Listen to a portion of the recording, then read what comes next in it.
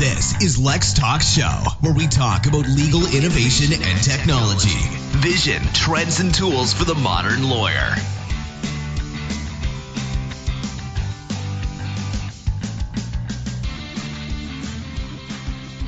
Ciao Sam e ben trovato su Law Web Radio. Qui siamo a Lex Talk Show e parliamo di prevalentemente innovazione legale, ma cerchiamo di comprendere più che altro l'evoluzione del nostro mercato legale.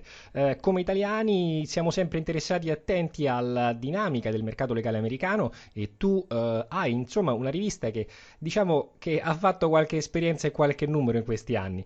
Ti vorrei chiedere se sei d'accordo di raccontarci come nasce la tua esperienza con The Lawyerist, quando nasce e il tuo background. Sei un avvocato o prevalentemente un giornalista?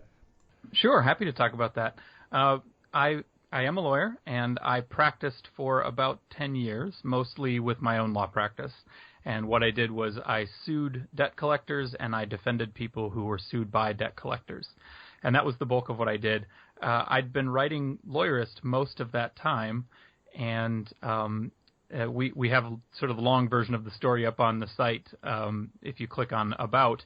But the gist of it is that I needed a place to rant about bad legal software and innovation and technology and things that and because I write, it's what I do. I just started writing a blog, and obviously it's much more than a blog now.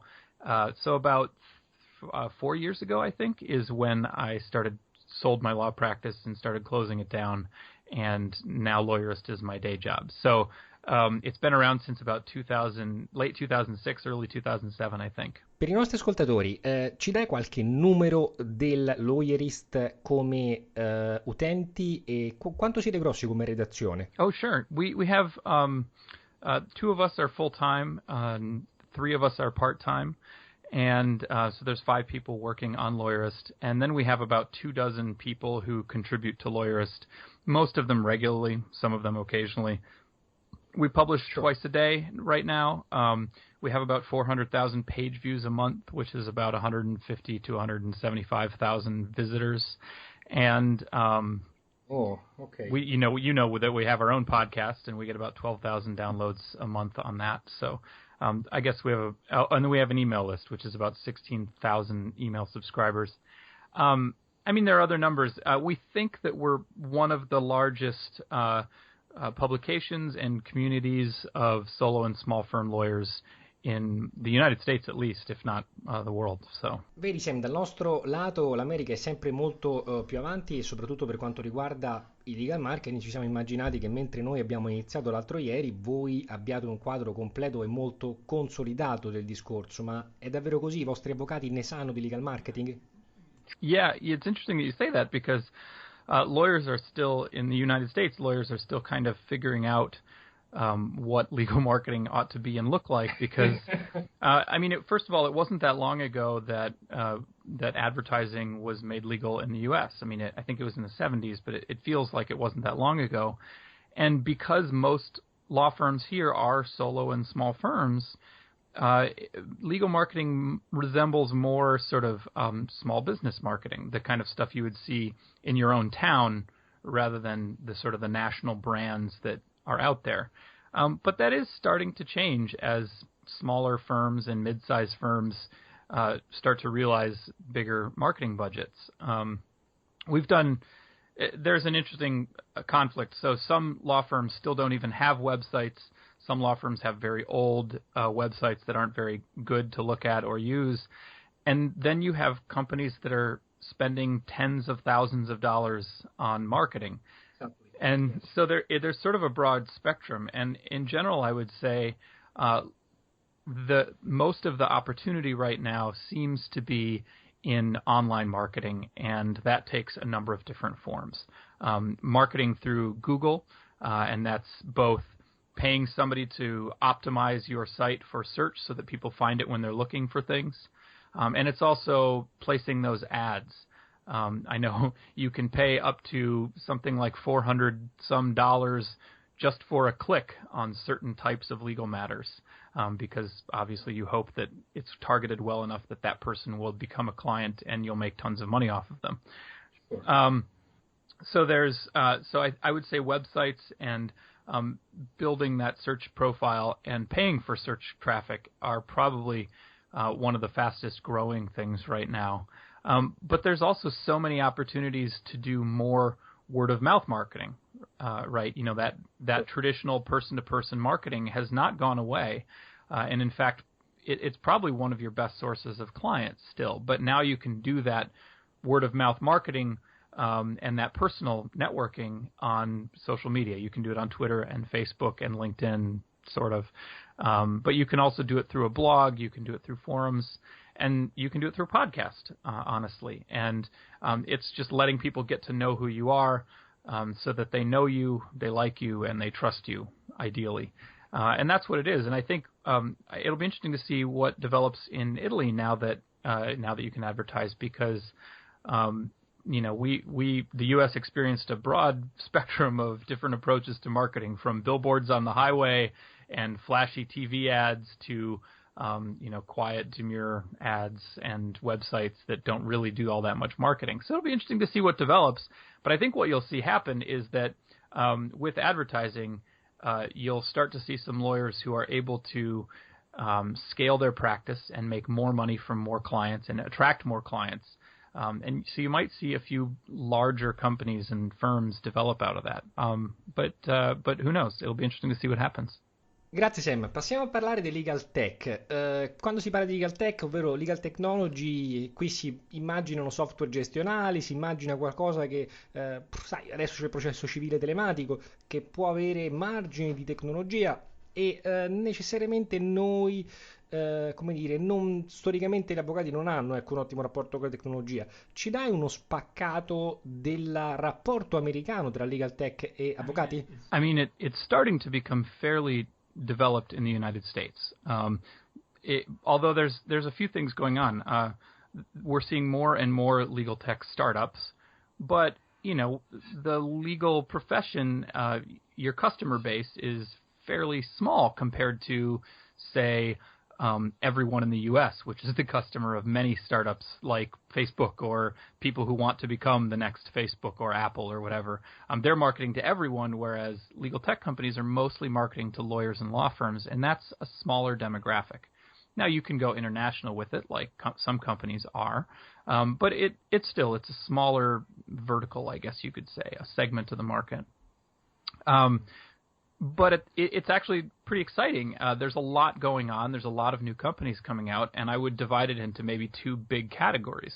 There's products for lawyers, and most of those products take the form of practice management software, which would include things like document assembly and automation. But there are some other things. There's e-discovery. There's starting to be some legal research aids. But most of the new companies coming out are some kind of practice management, document automation software. And then there's legal tech that aims to essentially cut lawyers out of the loop or reduce the role that lawyers play and go directly to the consumers. And this is where you're starting to see some really interesting innovations as well. The news just came out that there's an app called, I think it's called Do Not Pay, that for free lets people appeal their parking tickets in New York and London, and has so far made a huge impact. Apparently 160,000 some people have gotten their tickets erased by using the app, which is just amazing. So, but that's a pretty boring app, right? It's, as somebody pointed out recently on a blog, it's basically just a checklist. But I don't think that makes it boring at all. It makes it a heck of a lot easier to use, and it makes it so that it's more accessible. And so in a way, I think most of the exciting legal tech is pretty boring stuff. Most practice management software is really just a version of project management software, but you call them matters or cases instead of projects. And it's pretty easy to spin up a new one of those, and so that's why we see so many of them coming out. But there's a lot of legal tech and a lot of potential. And you mentioned earlier that the legal market in Italy is really saturated with lots and lots of lawyers, yes, which on the one hand makes it hard to practice law because I imagine that has a depressing effect on prices and what you can charge. But on the other hand, it's a really interesting opportunity when you give yourself the challenge of serving all of those people's legal needs at lower fees, but you try to figure out a way to do it in a way that doesn't take you the kind of time that reduces what you make to a low fee.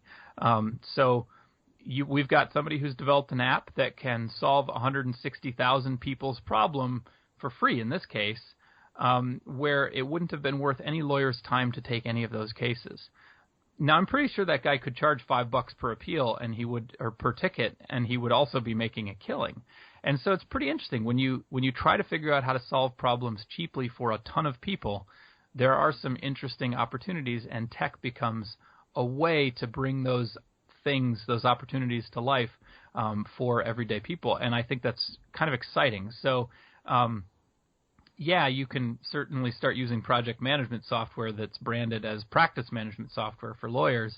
But really some of the interesting stuff is in trying to figure out, okay, how am I going to serve this client base that doesn't feel like I can afford to do it in a new way using technology? And that's where I start getting really excited about legal tech, is about what you can do to leverage scale. Perfetto, grazie Sam. Passiamo al terzo argomento di cui volevo discutere con te e lanciando un po' il sasso oltre lo stagno, si comincia a parlare tanto di blockchain applicata al settore legale e dunque i famosi smart contracts. È un tema complesso, ancora da definire, probabilmente anche nelle basi e fondamenta. Qual è il tuo punto di vista e che si dice un po' dalle tue parti sul discorso? Sei positivo, ottimista, pessimista riguardo l'opportunità un domani di smartizzare o cambiare, fondamentalmente mettere in codice informatico un contratto, il negozio giuridico, per dirla all'antica con la dottrina italiana? Well, it's interesting to bring up Ethereum, right, because of the recent problem that they had. Essentially, their terms say that the code is the terms of the contract.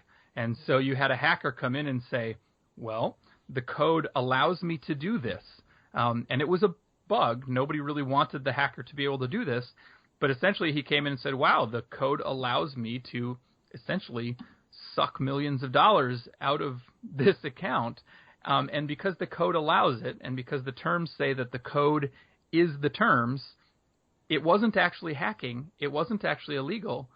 It was, and in some ways you could say it was an anticipated result.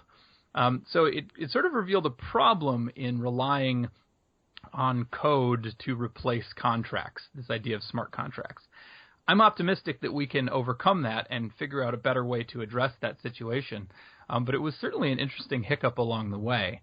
But I'm a pretty big optimist on the potential for the blockchain to transform the way we do contracts. So I'm not a huge expert on it. We actually did a podcast with someone who is.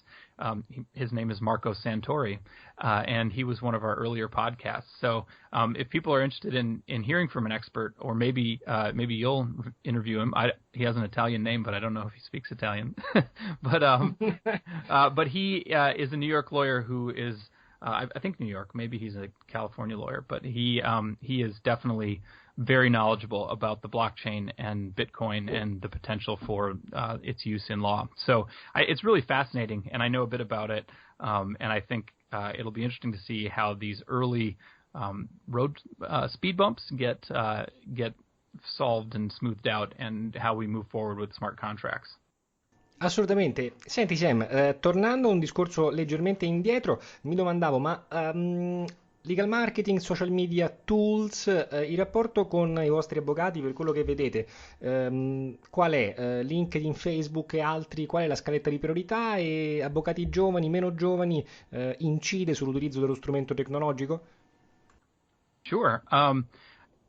Social media is definitely seen as more of a young person thing, but I guess it depends. LinkedIn skews older, and then lots of people are on Facebook because their grandkids are on Facebook. I would say that I think lawyers probably use social media in about the same frequency as the general public uses social media. But I think it sometimes gets overhyped when it comes to social media as a marketing tool. There are a lot of lawyers who are just putting out a bunch of spam posts on Twitter and Facebook and LinkedIn and on their blogs that aren't really engaging. I mean, people don't go on Facebook to be marketed to. They go on Facebook to share pictures of their kids and their grandkids and cat videos. And so if you try and show up on Facebook with a post about, hey, hire me to probate your dad's estate because they're dead, that's not going to be welcome. It's like showing up to a social event with a big poster that says, I'm a lawyer and you should hire me to deal with your recent traffic accident, and everybody's standing around licking their gelato cones and wondering why you've showed up to talk about car accidents. So I think the big challenge that everybody has is to find appropriate ways to engage. And so lots of lawyers of all ages use Facebook, for example, but most of them use it to do the same sorts of things that other people use Facebook for.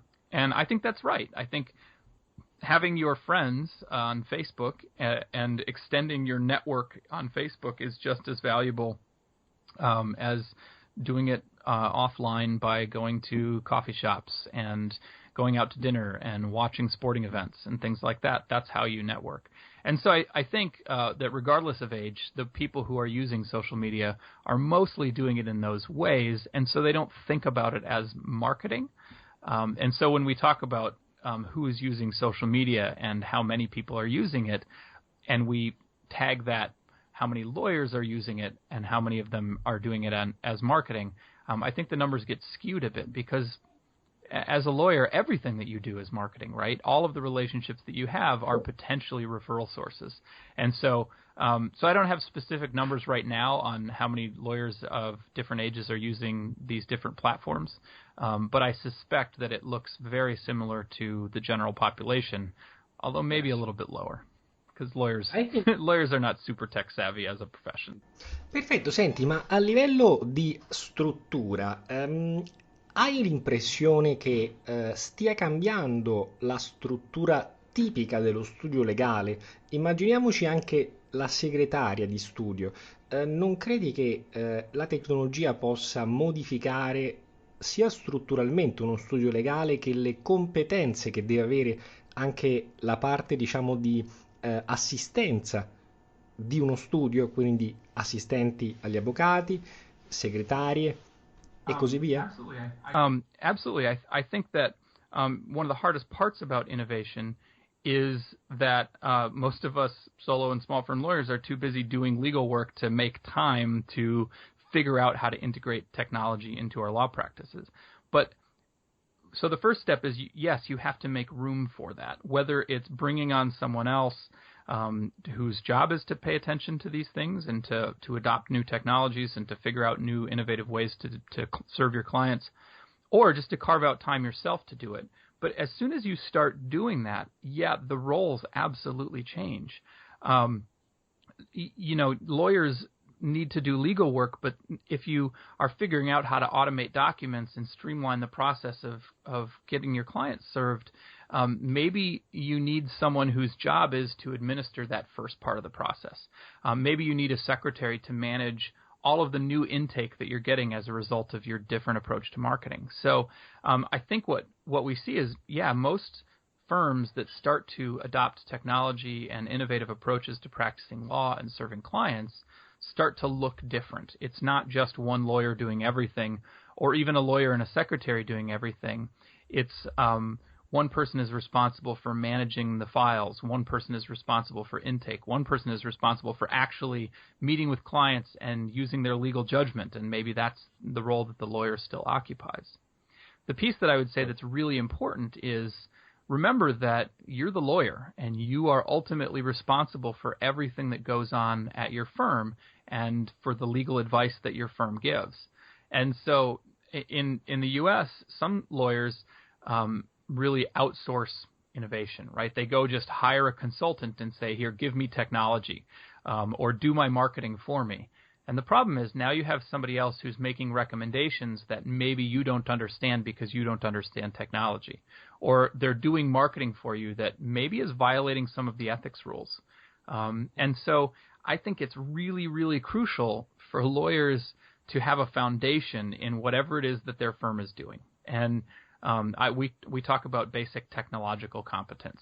And for a long time, lawyers have sort of been proud Luddites. They've been proud to not know things about technology as if that were a good thing. But I've been arguing for some time now that if you don't know how your computer works, but you're using it to serve clients, not only are you technologically incompetent, but you're not competent to practice law. You need to know how your tools work. And so I think lawyers need to have a basic grounding, a basic competence when it comes to technology and marketing and all of the activities of the firm. But yeah, as you start to adopt those things, your firm does start to look different because you have people with specific roles that are tied to the new processes and systems and technologies and procedures that you are using to serve clients now. Assolutamente. Senti, su un argomento specifico che a naso sarà un qualcosa che anche in Italia impatterà e in parte già è attivo. Tutti quei siti web che consentono all'avvocato di ottenere, trovare più clienti, quindi visibilità targetizzata. Funzionano in America? Funzionano bene? Funzionano male? Cosa ne pensano gli avvocati? Well, lots and lots of lawyers still don't know whether or not it works. I mean, Okay. the bottom line Okay. is that normal people use the internet, right? And so normal people are going online, and everyone uses search engines to try and find answers to questions that they have. And so clients are absolutely online. They're absolutely using search engines and Facebook and Twitter and LinkedIn and all sorts of other things. So your clients are online. And so lead generation is basically just trying to figure out who those people are and get them to call. And so it absolutely works. Where I see most lawyers failing is that once they get the lead, once they get the potential client, their website is terrible. And so the potential client looks at the website and doesn't know what to do, doesn't know how to contact a lawyer, isn't interested, and goes away. Or they have a really bad intake process. So they don't answer, they don't return their phone calls right away, or they do return the phone call, they take some notes, and they don't call the client back. They don't have ways to make sure that they capture that lead and convert it from a lead to a potential client to an actual client. And so I tend to think that it's often the lawyers who are failing on that more than the lead generation services. But there are hundreds of lead generation services, and some of them work better than others. What you're really trying to find is someone who gets quality leads so that you aren't wasting a lot of your time. And that's just harder to do. There are definitely good, better places out there, but it tends to be that like this company is really good at generating auto accident leads in Ohio, and another company is better at generating divorce leads in Kentucky. And so it's not easy to say like here's the company that will do it. And then what tends to happen is it's really hard to do this as a big company. It's really hard to generate leads at scale. So we've seen a couple of companies that have gotten really big, and then they've sort of collapsed because it costs twice as much to generate 1% more leads, and then it costs 3 times as much to generate another 1%, and so you end up just running into a wall where you can't scale anymore. So there are lots of stuff out there, and I think the law firms that are probably being the most successful are the ones spending lots of money to generate their own leads.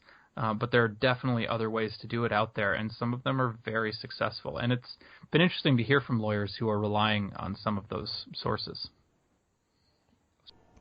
Ok, Sam, ultima domanda. Il concetto di reputazione dell'avvocato e la rete, ovvero i sistemi reputazionali, tradotti anche talvolta in business da parte di aziende che danno un rating degli avvocati che hanno in pancia come clienti. Come funziona in America? Ci sono degli esempi validi? Ci sono dei dubbi? Come pensi che un avvocato, una professione così complessa come quella forense possa essere valutata? La valutabilità e la obiettivazione della qualità del professionista è un qualcosa che voi fate? Lawyer rating services are actually really interesting and kind of complicated. Finding a good lawyer turns out is really hard. And so, yeah, we've got companies like Avo, and then you can rate lawyers on Yelp and Google Maps and all kinds of other ways. And as you point out, the problem is that clients are actually not very good at rating lawyers because Exactly. we do complicated work that most clients don't really understand what we do, and that's why they hired us. And so clients don't always appreciate whether or not we did good or bad work. And even other lawyers can't really appreciate whether or not we do good or bad work unless they are involved with us day to day. So it's actually, rating is really complex. But at the same time, it's really valuable. And people's subjective impression of whether or not this lawyer treated them well, whether or not this lawyer answered their questions or ripped them off, those are valuable inputs. The question is just how valuable. And so I think the bottom line is there's nothing you can do about it. Lawyers are going to get rated. And so maybe the best approach is to try and increase your ratings by delivering better service. There's an interesting concept called the Net Promoter Score. And the Net Promoter Score is a very simple question that you ask all of your clients, and you can ask it in the middle of their representation, the end, at the beginning, whenever you want.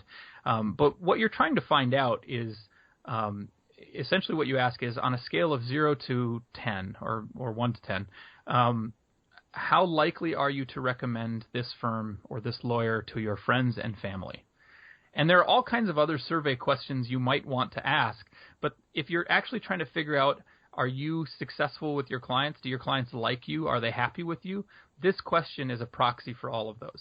If they answer this one question, you will find out whether or not people support your firm, whether or not they like you, and whether or not you're doing well, and whether or not your clients are happy. This is sort of a substitute for customer satisfaction. And pushing that score up is a great way to ensure that your ratings on whatever rating services people use are going to be positive.